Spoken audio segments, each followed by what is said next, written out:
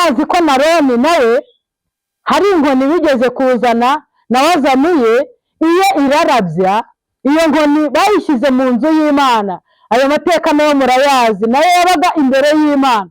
Ariko Imana yabwiye Mose ngo zana ya nkoni, zana bwa butware naguhaye, hanyuma ubwire igitare gitanga amazi. Haleluya, haleluya, Imana ishimwe. Imana yari bahaye ijambo ryo kubakomeza, Imana yari bahaye ibisubizo bivuye mu rukundo rwayo, ibabwira gukoresha ubutware yabahaye kandi babwira kuvuga. Ntabwo yamubwiye ngo nakubite, ariko kubera uburyo Mose agiye imbere y'Imana, agiye imbere y'Imana afite umujinya. Ikikwereka ko yari afite umujinya, abantu bari bawumuteye, bari bamuteye umujinya, bamwe ati ni ukubera iki utwicishije inzara, ni ukubera iki si wowe watuzanye.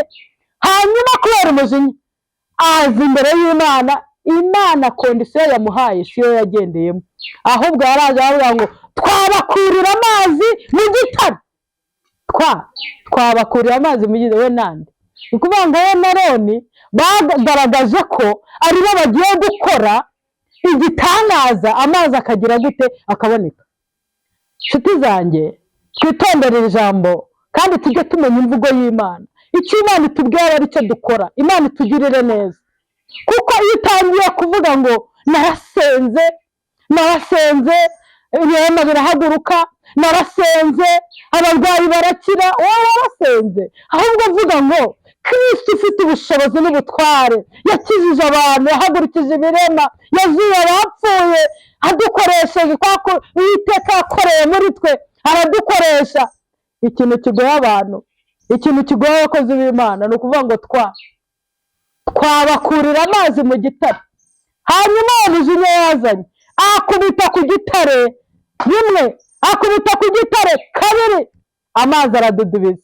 Nubwo Imana yabahaye amazi, ariko ntiyishimiye uburyo Mose na Aroni bitwaye imbere y'Uwiteka, kuko icyo Imana yari yavuze ntabwo ari cyo bakoze.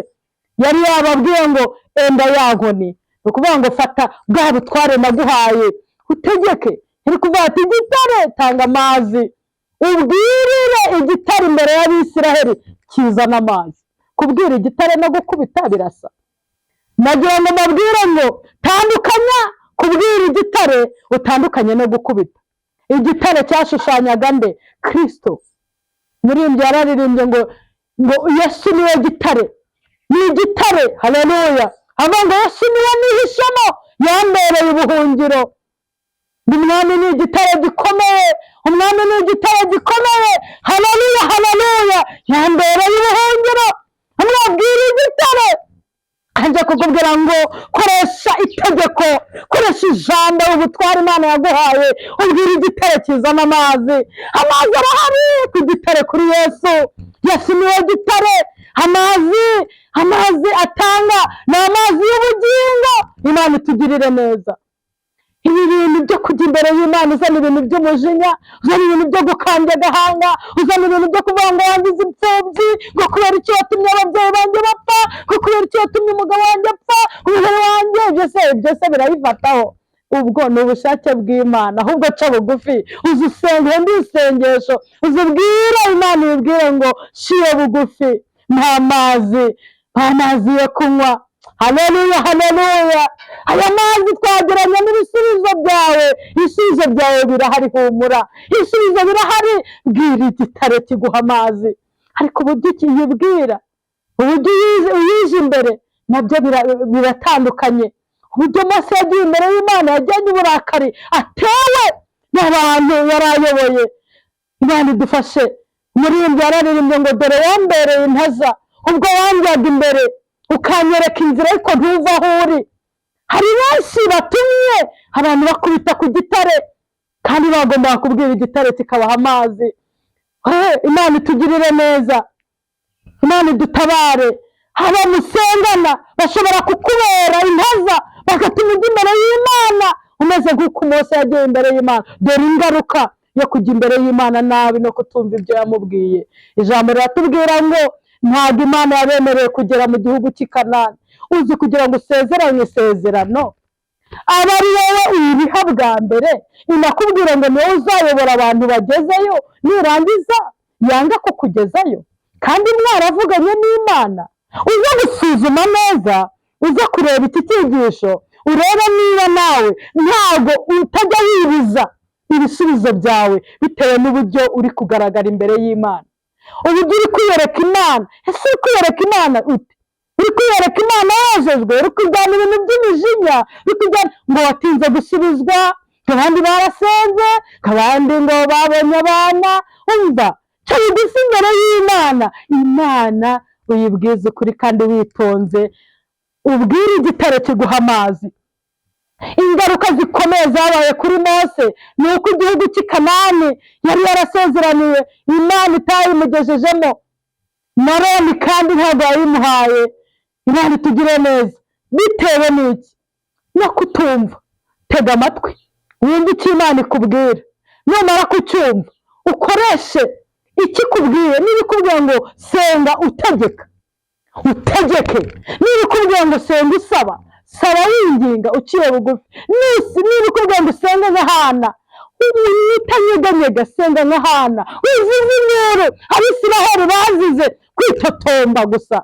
Hari abantu bari kwitotomba, bari kwitotombera Imana, bari kwitotomba ngo kuki nasubizwa, bari kwitotomba ngo kubera iki, ngo harambwiye ngo umwaka urashize, ngo naganiye nawe imyaka ibaye 5. Humura, wowe wumva icyo Imana ikubwira, ukamabwira kugira ngo ibisubizo byacu bitugereho.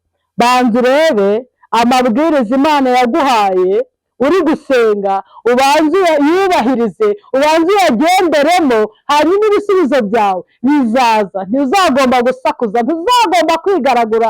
Imana yo mu ijuru yiteguye kuduha amazi. Haleluya! Amazi y'ubugingo. Ijambo ry'Imana yatubwiye muri Yohana igice cya 4, ubwo Yesu yaganiraga n'umusamariyakazi, kandi bitari bikwiye, kuko abasamariya, abayuda banenaga abasamariya, ariko aganira n'uriya mudamu. Nta hantu Yesu atagera.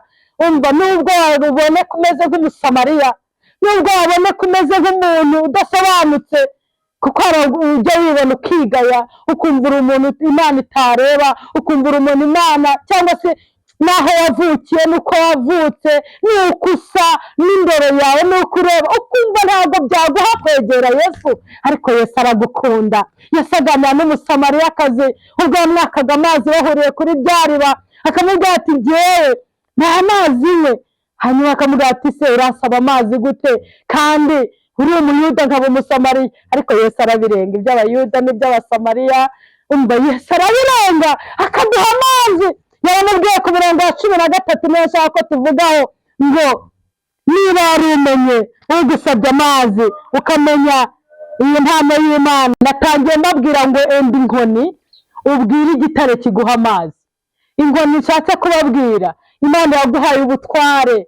Imana yavuga ngo nimuntabaze ndabatabara, mbereke ibikomeye biruhije utamenya. Enda inkoni, koresha ubutware. Ufite inkoni, inkoni uracyayifite? Inkoni irahari. Niba uyifite, koresha inkoni, koresha ubushobozi Imana yaguhaye, agakiza Imana yaguhaye wigira inkoni.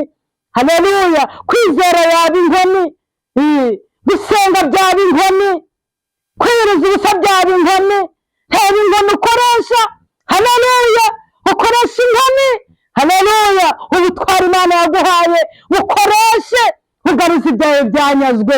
Ubutwara Imana yaguhaye byaba kwizera. Koresha kwizera, amazi araboneka, ibyiringiro biragaruka. Haleluya!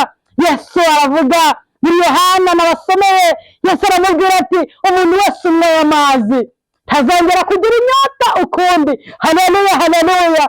Umva, Yesu asanga amazi y'ubugingo. Yesu arashaka kuguha amazi, ntazongera kugira inyota ukundi. Ariko unywa amazi nzamuha, ntazagira inyota ukundi iteka ryose, ahubwo amazi nzamuha azamuhindukiramo isoko y'amazi adudubiza kugeza mu bugingo buhoraho. Haleluya, haleluya! Isoko iri mu bugingo bwawe iracyadudubiza. Isoko yawe iravubura amazi meza.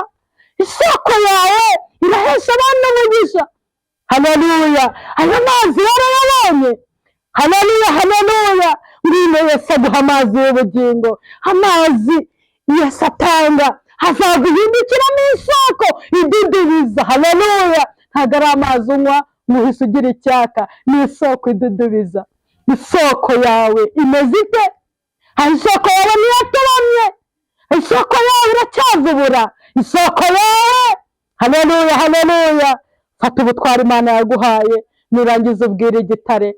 Haleluya! Abaririmbyi barambye ngo gitare we, gitare we, gitare we, bwira gitare, hamagara gitare. Amina, haleluya! Bwira gitare adudubiza amazi, gitare adudubiza amazi, abana babona ubwenge, gitare adudubiza amazi, abagabo Imana ibaha umugisha, Imana ibahaze, Imana iguhe ibyo wifuza, bwa butunzi wifuza Imana ibuguhe. Bwira gitare adudubiza amazi, amazi yaguhaye yongera adudubize mu bugingo. Haleluya, haleluya! Bakozi b'Imana, bwira igitare, bwira gitare aguha amazi, kandi ayo mazi iyo yaguhaye ahinduka isoko. Haleluya, haleluya! Ahinduka isoko idudubiza kugeza mu bugingo buhoraho. Nagira ngo ngusabe, suzuma isoko ufite uyu munsi, niba itaraje n'ibiziba. Suzuma isoko ufite uyu munsi, niba irimo amazi meza. Suzuma isoko yawe, niba ikidudubiza ukumva umwuka wera, niba idudubiza ukumva ibisubizo byawe bikwegera, niba idudubiza ukumva umunezero n'urukundo ku bana bawe, niba idudubiza ukumva umunezero n'urukundo ku mugore wawe, niba idudubiza ukumva umunezero n'urukundo ku mugabo wawe, niba idudubiza ukaba ugifite urukundo ukunze abo mu nzu y'Imana, niba idudubiza ukaba ugifite umutima wo gutanga no kunezererwa Imana, bwira igitare kiguha amazi, kandi amazi namara kuba muri wowe, isoko izadudubiza kugeza mu bugingo buhoraho. Nshuti zanjye, nyemerera nkubwire ngo ongera ufate inkoni. Ni bwa butwari Imana yaguhaye, bwa bushobozi Imana yaguhaye, ka gakiza Imana yaguhaye, bikoreshe. Kwa kwizera, kwa kwirinda, byose ni ya nkoni. Nurangiza ubikoreshe, ubwira igitare kiguha amazi. Haleluya, haleluya! Yesu niwe nihishemo, yambereye ubuhungiro. Haleluya, haleluya! Muyikomeze muyiririmbe, muramuzi, ariko rivuravuga ngo umwami ni igitare gikomeye, gikomeye, gikomeye. Umwami ni igitare gikomeye, yambereye ubuhungiro. Mureke duhungire ku gitare, mureke tubwire igitare kiduha amazi. Imana ibakomereze amaboko, Imana ibarinde. Nkwifurije kugira amazi y'ubugingo muri wowe, nkwifurije kugira iyi nkoni aribwo butwari guhaye. Nawe wumva ijwi ry'Imana, icyo Imana ikubwira aba ari cyo ukora, utazagwa mu nzira, kandi Imana yari yaraguhaye isezerano, Imana yaragukoresheje. Imana itugirire neza. Dusenga Imana.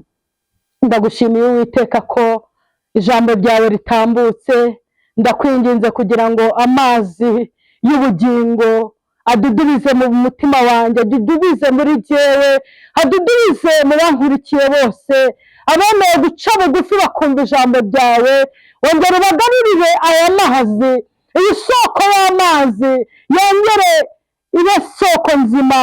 Mwami Imana, bamaze gutobamwa, aho amazi yatobamye yongere atobanuke, abantu bongere bumve amazi y'ubugingo, kandi ubutware wari watanze abantu babukoreshe neza, bakubwiyitirira icyagushije Mose muri uriya mwanya kigatuma atagira i Kanani, kandi yarahawe isezerano.